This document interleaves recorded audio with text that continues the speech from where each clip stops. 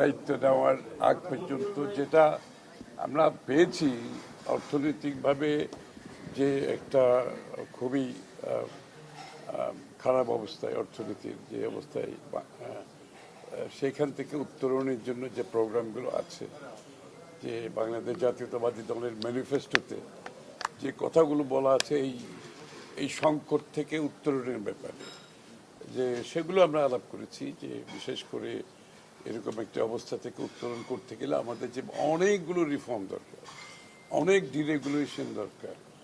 অর্থনৈতিক মানে banking sector তো অত্যন্ত খুবই খারাপ অবস্থায় আছে, শেয়ার বাজার খুবই খারাপ অবস্থায় আছে, তারপরে ট্যাক্স জিডিপি অবস্থা খুবই কঠিন। তো এগুলো থেকে উত্তরণ করতে হলে আমাদের যে ইলেকশন ম্যানিফেস্টোতে আমরা যে কথাগুলো বলেছি, আমরা বলেছি এগুলো বাস্তবায়নের মাধ্যমে এটা সম্ভব, এবং এগুলো বাস্তবায়নের যে পদক্ষেপগুলো আমরা একটার পর একটা নিয়ে যাচ্ছি। ইতিমধ্যে আপনারা দেখেছেন অনেকগুলো সোশ্যাল সেক্টরে যেগুলো আমরা অলরেডি কাজ শুরু করে দিয়েছি, যে ফ্যামিলি কার্ড থেকে শুরু করে কৃষক কার্ড থেকে কৃষকের ঋণ মৌকুফ থেকে শুরু করে এগুলো চলে গেছে। এখানে ওই কি বলে ডেভেলপমেন্ট প্রজেক্টগুলো যেগুলো আছে অনেকগুলো থমকে গেছে, কারণ ফাইন্যান্সিয়াল সমস্যার কারণে বিগত ইন্টারিম গভর্নমেন্টের সময়ও অনেক কিছু থমকে গেছে। এগুলোকে আবার রিভাইভ করতে হবে। তো এগুলো রিভাইভ করতে গেলে যে আমাদের আর্থিকভাবে আমাদেরকে যে সংস্কারের মাধ্যমে অর্থনীতিকে একটা জায়গায় নিয়ে যেতে হবে, এবং অর্থনীতিকে সেই জায়গায় নিয়ে যেতে হলে যে পদক্ষেপগুলো, সেই পদক্ষেপগুলো আমরা ইতিমধ্যে কিছু নিয়েছি, বাকিগুলো খুব সহসা নিতে যাচ্ছি। যেটা আমি বহুদিন ধরে আমরা বলে আসছি যে deregulation, reforms, is of doing business, ব্যবসাকে সহজতর করে দেওয়া, কস্ট অফ ডুইং বিজনেস কমিয়ে আনা। তো এই মেজারগুলো বিএনপির সরকার থেকে মাননীয় প্রধানমন্ত্রী ইতিমধ্যে উনি বলেছেন যে আর্থিক আমাদের ম্যানিফেস্টো বাস্তবায়নের জন্য যে পরিবর্তন দরকার, সেই পরিবর্তনগুলো ইনশাল্লাহ আমরা ইতিমধ্যে কিছু করেছি, বাকিগুলো খুব সহসাই আপনারা দেখতে পাবেন, বাজেটের মধ্যে এটার প্রতিফলন দেখতে পাবেন। এই আর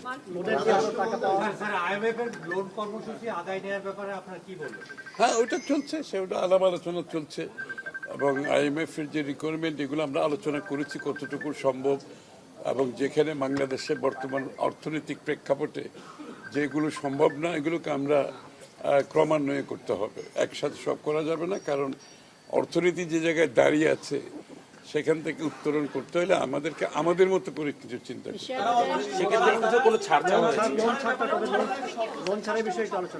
ওটা তো জুলাইতে আলাপ হবে, এটা তো নেক্সট যখন রিভিউ যেটা জুলাইতে হবে তখন। না জুন না, ওটা জুলাইতে রিভিউ হবে, ওটা জুলাইতে গিয়ে রিভিউ হবে। এর মধ্যে আমরা বাজেটের প্রস্তুতি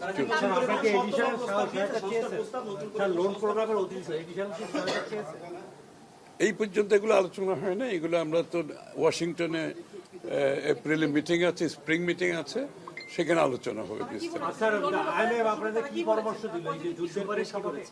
হ্যাঁ, যুদ্ধের প্রেক্ষাপট আছে, তারপরে ব্যাংকিং সেক্টরে চ্যালেঞ্জ আছে, ক্যাপিটাল মার্কেটের চ্যালেঞ্জ আছে, জিডিপি, ট্যাক্স জিডিপি তো আমরা সবচেয়ে একেবারে নিম্ন পর্যায়ে, এটাতে ইমপ্রুভমেন্টের ব্যাপারে আমরা কি করতে পারি।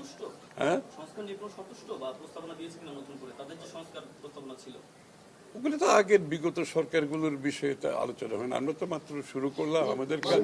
আমরা আমাদের কাজগুলো নিয়ে আমরা জ্বালানি আমদানিতে যে অতিরিক্ত অর্থ হবে সেটির যোগান কিভাবে দেবেন আপনাদের পরিকল্পনা? সেগুলো আলোচনায় হয়েছে, আলোচনার মধ্যে আছে। আমরা স্প্রিং মিটিং এ ওয়াশিংটনে যাচ্ছি, সেখানে বিস্তারিত আলোচনা।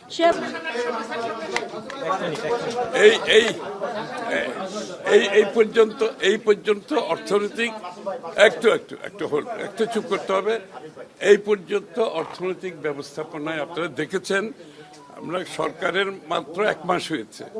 এই 1 মাসের মধ্যে রমজান মাস ছিল, এর মধ্যে যুদ্ধ শুরু হয়েছে, আপনারা দেখেছেন। কিন্তু এরকম তেলের জ্বালানি সংকট সত্ত্বেও কিন্তু পরিবহনে কোনো সমস্যা হয় নাই।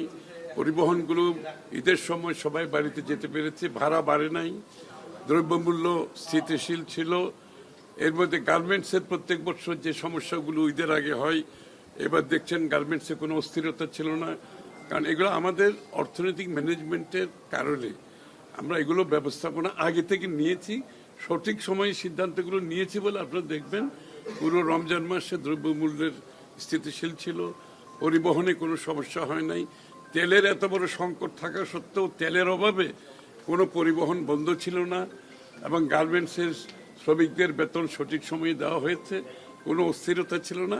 এই পর্যন্ত অর্থনৈতিক ব্যবস্থাপনায় আমরা চেষ্টা করে যাচ্ছি, কিন্তু সরকার তো একা পারবে না।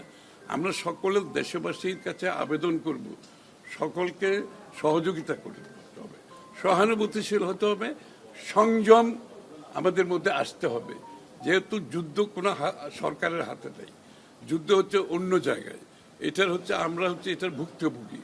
এই জন্য আমাদেরকে একটু সংযমের দিকেও যেতে হবে, সরকারকে সহযোগিতা করতে হবে, সহানুভূতিশীল হতে হবে, সবাই মিলে আমরা সংকট থেকে উত্তরণ করতে পারবো, অর্থনীতিকে এগিয়ে নিতে পারবো। আগামীতে তেলের দাম